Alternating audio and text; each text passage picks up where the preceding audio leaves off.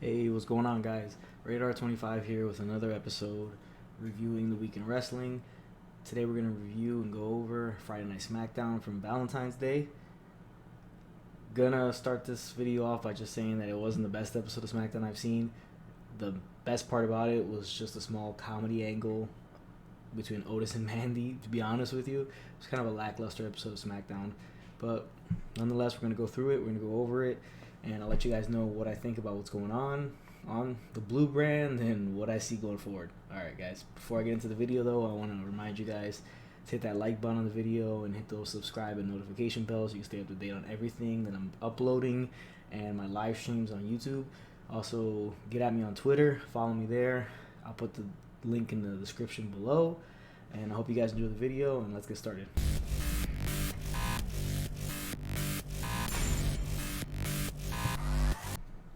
Alright guys, SmackDown started off with a Moment of Bliss talk show with Alexa Bliss and Nikki Cross. The relationship's kind of weird. Nikki Cross seems to be really infatuated with Alexa Bliss. Overall, just kind of I'm not a huge fan of the talk show thing, but it was okay. The Vancouver crowd seemed to be really into Carmella, so obviously the guest was Carmella. The crowd was into her. She was going over how her and Bayley used to be best friends, but now since Bayley turned heel, she wants nothing to do with her and pretty much blame Sasha Banks for it. Sasha Banks nowhere to be seen. So then Bayley interrupts, comes out, then their women's title match is moved due to Carmella moved it to now.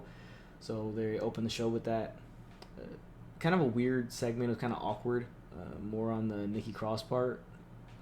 And they try to put a little Valentines thing in there with who the celebrity crush was. I wasn't a huge fan of it. But I'm not a huge fan of just talk shows in general in wrestling. Maybe, or if the personality's big enough, maybe it gets a pass. But yeah, it wasn't that great. So then they start the match. The crowd was really into it. It was a hot crowd just overall for the show in general. Too bad they didn't get the best show. But it was a good match. Carmella did a good job. Bayley's heel work is good. She's doing a great job out there. Really refreshing her whole entire character. She's got the belt for 260 some odd days. So she's the longest reigning SmackDown Women's Champion in history. So good for her. But overall, the match was well done. Very hot crowd for the match. It was a back and forth match. Looked like Carmella was going to win a couple times, but Bayley cheated, got the win. Then she went for a small beatdown of Carmella after the match, and Naomi came out and went to a face-to-face with Bayley, started brawling with her, and then the team of Carmella and Naomi took out Bayley, cleared her out of the ring, and knocked her down. They had a nice little fist bump at the end, so they are set up to have a number one contenders match next week on SmackDown to see who faces Bayley for the title in Saudi Arabia for Super Showdown, which is a major thing. Last Super Showdown, they had the first ever women's match. We had to wear the long t-shirts. But now they're going to get a title match, women's title match in Saudi Arabia for Super Showdown. So that's an amazing accomplishment for the women and should be a lot of fun to see. So I'm really looking forward to that. Next, it was a match between Sheamus, a handicap match with Sheamus versus the team of Shorty G, which I hate the name, but Chad Gable and Apollo Cruz. The match was what it was. It was a handicap match, so I was surprised to see Sheamus beat both of them, but he did. Sheamus has always been very underrated and never gets his due. He really was able to shine in the tag team The Bar with Cesaro, which I kind of wish he would bring back. But it would be cool to see Sheamus champion again as a heel champ. Maybe run a program against Cesaro for that title, which would be awesome. Both guys deserve it, especially Cesaro. But so does Shorty G and Apollo Crews really deserve their due as well. Two amazing athletes, two amazing wrestlers, which they're very underutilized. And I guess just because Shorty G, hence the name, is small in stature, they just don't want to push him as hard. But I believe he's a very top-of-the-line guy, could be a very good Intercontinental Champion. And maybe down the line, maybe win the world title once, like a Rey Mysterio, which would be great to see. Apollo Crews, another guy. I thought he was going to be a bigger star than he is. His mic work leaves a lot to be desired, but overall, just his look. They need more African American guys being up there in the singles picture. They need more of that, and I thought he would be a guy that they would do with. But I think they took him out of NXT a little bit too quickly. He'll probably be better going back down and maybe winning the title over there. He might work a little bit better in NXT, so hopefully they do that. But these two guys are very underrated and overlooked. Really big fans of them. But, the match was what it was. Sheamus got the win. And they're just building up Sheamus, hopefully for something better, maybe a title picture run. Let's see how it goes. Next, we had a Hulk Hogan interview, which is always weird to have a Hulk Hogan interview where he really isn't, full Hulk Hogan. And, I don't think anybody really wants to see him when he's not full Hulk Hogan. He had little glimpses here and there of it, but he just really wasn't there. So they had him. Funny thing was, The Fiend interrupted with the Firefly Funhouse that said FFF in the NWO letterhead. And they even had the voice behind it, so that was cool. And then he came down with the bell, strumming it, boom, boom, boom, just like Hulk Hogan would. So that was funny. They had a small back and forth, but Hogan felt really out of place here. He's just hyping up Goldberg for some reason. They could just had Goldberg do it himself. I'm not sure why they would have Hogan do it. The segment, I think, overall was a miss, but The Fiend is such a great character that anything on his side seems to work well. So, the segment was what it was. I guess it's just a way to hype up the match at Super Showdown between, The Fiend and Goldberg for the Universal title. Hopefully The Fiend comes out on top. Don't want to see Goldberg as champion. But, I guess it's just a way to get Hogan on the show. So, it is what it is. Next, we had a funny segment with Sami Zayn and Cesaro in the ring, but going to perform a protest concert protesting Elias and Braun Strowman. They've had a feud of late. Obviously, Braun Strowman's the Intercontinental Champion, taking the title away from Shinsuke Nakamura, which was another guy who's, who should have been champion by now, world champ, and a bigger star than he is right now. But, that's another thing. So, it was a very funny segment, and they were going to play the music. Cesaro had a cowbell, playing off the classic SNL skit, Christopher Walken, and Phil Farrell and all those guys, Jimmy Fallon. So they were about to play, and then Elias comes out. He was mega over. It was a hot crowd overall, for the whole show, but he was mega over in Vancouver for some reason. So he was, they were going crazy for him. He comes in the ring, they're staring each other down. Sami Zayn's irate because he's trying to play the protest concert, and Elias said he was going to do a counter protest to Sami's protest. So it was very funny.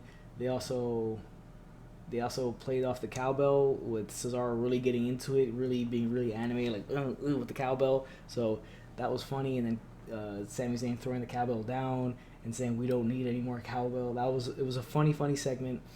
And then Braun finally comes out after Cesaro and Sami Zayn start beating up on Elias. They have their own security team there, and Braun runs completely through them. Him and Elias toss a guy 20 feet in the air to the outside on top of the other security guards. But a very funny segment, and we'll see where this goes from there. I believe they have a match at Super Showdown. I'm not sure. I have to look into that. I forget, but, let's see how it goes. But a very funny segment overall. Sami Zayn is a heat-seeking missile because he's just naturally that way, his personality. People just generally aren't huge fans of it. But that's, he does really well in the character they have him in right now. And he seems to be a better heel at this point than he's a babyface. And NXT was a great babyface because he was just coming up from behind and coming up from underneath the whole time, especially the Kevin Owens storyline. But other than that, they didn't really do much with him. But him as a heel is very well done, and he's in that managerial position he is right now, which suits him well. Hopefully we get to see him in the ring, later on in his career. But for right now, he's doing okay is where he's at. Cesaro's another guy who's super underlooked. Ever since that brass ring comment from McMahon on that Steve Austin podcast at one time on the network, where he said maybe he has a disconnect, maybe because he's European in his accent or whatever. But he's a guy, he just has the total package. It's just, he's everything. Maybe his promos aren't the best, but he's just so good at everything else that he should have been a champion by now. He just has an amazing look to him, and he's been underutilized for years. The Bar was, his best run as well. Really showed a lot from Sheamus. Like I said, I would love to see those two guys in a program together going against each other for the world title. It would be awesome. Next, they hyped the return of John Cena, who's coming back in 2 weeks in his hometown of Boston, Massachusetts. Well, Massachusetts' home state.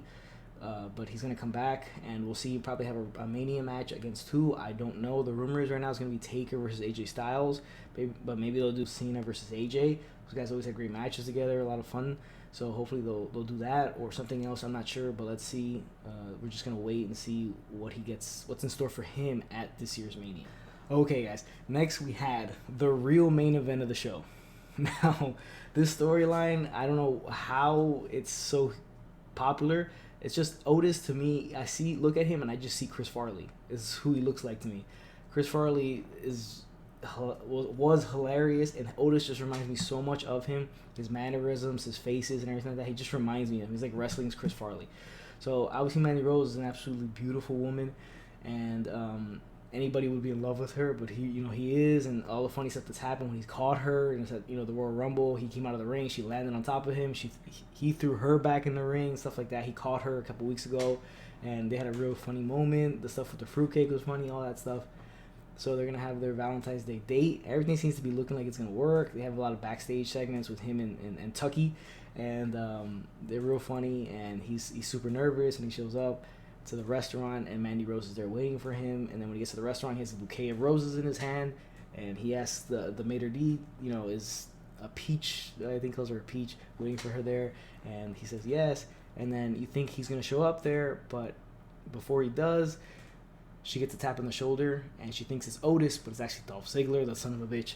And he sits down next to her, and then Otis walks in on them sitting there next to each other. I don't know where that's gonna play out. If she's gonna, say like, oh, I was there waiting for you. He just showed up. I didn't do anything with him. Who knows? But it was a real heartbreaking moment for Otis, and you could just hear the crowd be like, they felt so bad for him. But it's a really funny storyline, really sweet storyline, because you kind of feel bad for the guy. So they're doing really well with that. Otis is showing a lot of versatility in his character and where he's able to go with it. He's not afraid to look a certain way or anything like that. So he's doing very well in that aspect. And the storyline is very, very, very well done, and it's very entertaining. A lot better than the Lana Rusev Bobby Lashley thing. So this one's very good. Let's see where it goes from there. But everybody was heartbroken. It was a heart-wrenching moment. Really tugged at your heartstrings. And a tearjerker moment from Otis kind of having his heart broken there. He threw the flowers on the floor. So very sad moment. Let's see where it goes from here. Okay, so the main event was Miz and Morrison. Love that tag team. Always have fun to see them back together.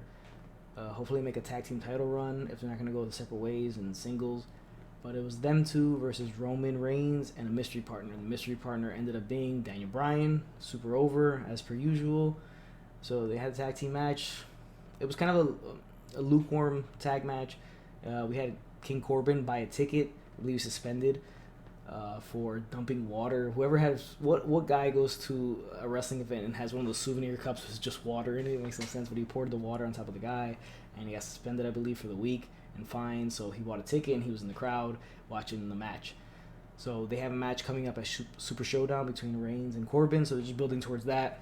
And this tag team match was just there. So they had the match. Roman and Daniel Bryan get the win. Roman spears Miz to get the pinfall. After he pins him, here comes Corbin, hits him over the head, scepter, and then he has, conveniently placed a throne on the walkway and then by the Tron, the entranceway, and he just sits on it and the show ends that way. So they're hyping this match up. This rivalry's been going on for a while. It even kind of like bled into the Super Bowl. But hopefully this is the end of it. I mean, I think they're going to be in the chamber together after Super Showdown at the end of this month. So we'll see how that plays out. But everything's looking towards it might be Fiend versus Roman at WrestleMania for the title. Hopefully they don't take the title off of Fiend yet. I don't want to see him take the L to Roman. I think it'll hurt Roman more than it would help him. And it would obviously hurt Fiend because he just seems so unstoppable that for him to lose to Roman, the guy, that's been anointed the man, even though he's great, especially when he's able to be himself, he really shines on the mic and, just overall. He has a very good presence to him and everything like that. He's Samoan, so obviously he's amazing in the ring. Those guys are all really good in the ring, really good performers.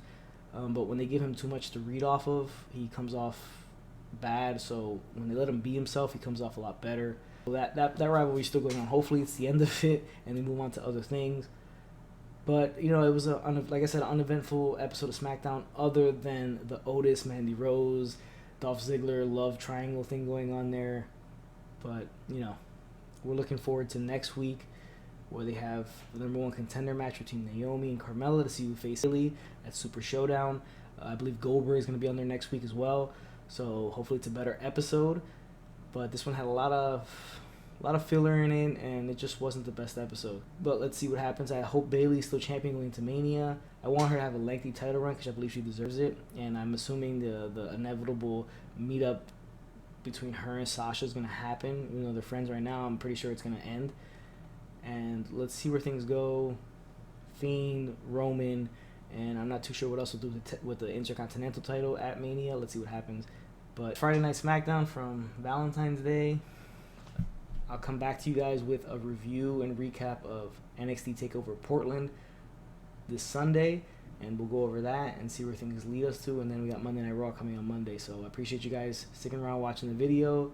Drop a like, hit me up on Twitter, leave in the comment section below what you guys thought of this episode of SmackDown and what do you guys think is going to happen with the Blue Brand going into WrestleMania. What matches are looking like they're going to happen, and what do you guys think? Who do you think, guys? Who do you think should be champ? Who do you think should win? And all that stuff. So let me know in the comment section below. Thanks, guys, and I'm out.